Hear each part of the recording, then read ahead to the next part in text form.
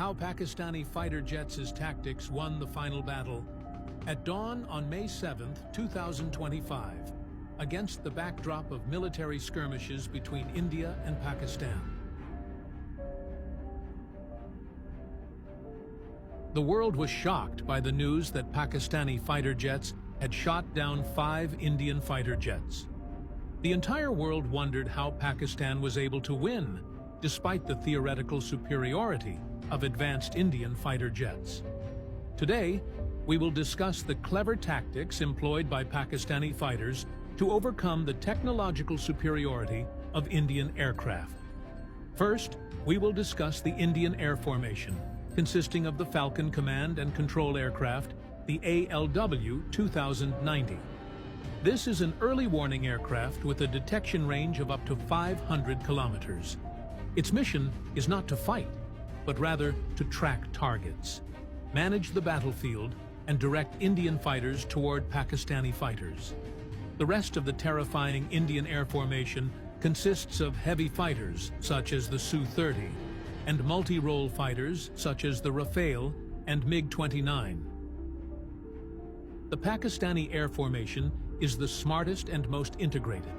The backbone was based on 2 Chinese fighters, the JF-17 and the J-10C, with the rearmost ones, early warning and command aircraft such as the Saab 2000.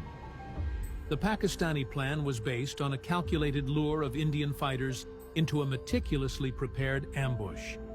They were prepared and awaited the enemy Indian fighters by monitoring their departure early.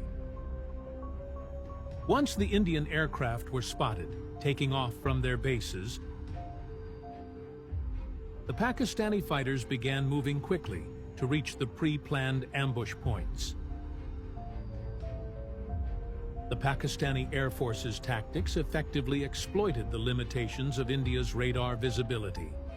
Pakistan has a good understanding of the capabilities of Indian early warning aircraft, which can detect any aircraft from a range of up to 500 kilometers, but only if the aircraft are at a high altitude and in open air. This means that if the Pakistani fighter is at a low altitude of 100 or 200 meters and hidden in the terrain of the Kashmir Mountains, Indian radar cannot detect it.